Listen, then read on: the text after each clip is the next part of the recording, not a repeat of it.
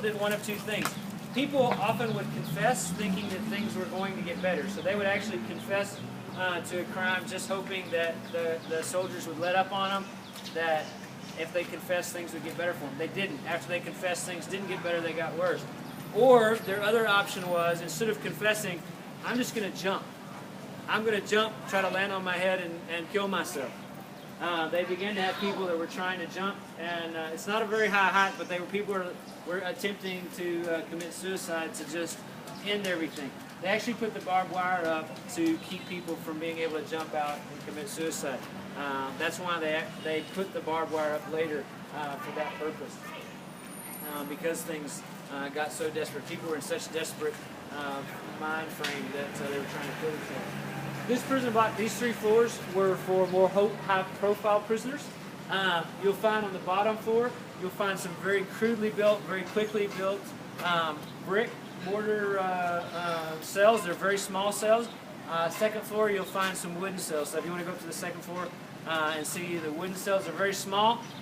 The cells were not for the purpose of keeping people in. You'll notice when you get inside there, if I wanted to go in and kick one of those walls down, I could walk in there today and I could kick it down. It wouldn't be something that would hold people in. Again, they chained them to the floor. They chained it. The thing that kept them in there was chaining them to the floor, and then of course the prison guard with an assault rifle. So the cells weren't built to keep them from getting out. The cells were to keep these prisoners from talking to each other. These were to keep them from seeing each other, from knowing who else they were in prison with, and keep them from talking or communicating. You'd say, well, they could talk, they could hear each other over this prison. Now the guards were there keeping them quiet, but they actually literally didn't want them to see who else was in the room, who else was being imprisoned with. So it was more for isolation than it was for retention or for detention. So these were high-profile prisoners. In the beginning, it was prisoners from the government at that time, the Democratic government. Later, it would have been, like Supone said, it would have been people that were rich, or people that worked in government offices, electric, engineering, different things like that.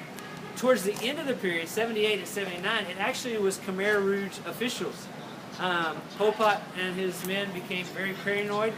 They became convinced that the CIA and the KGB had infiltrated their organization, and they began arresting high-ranking Khmer Rouge officials.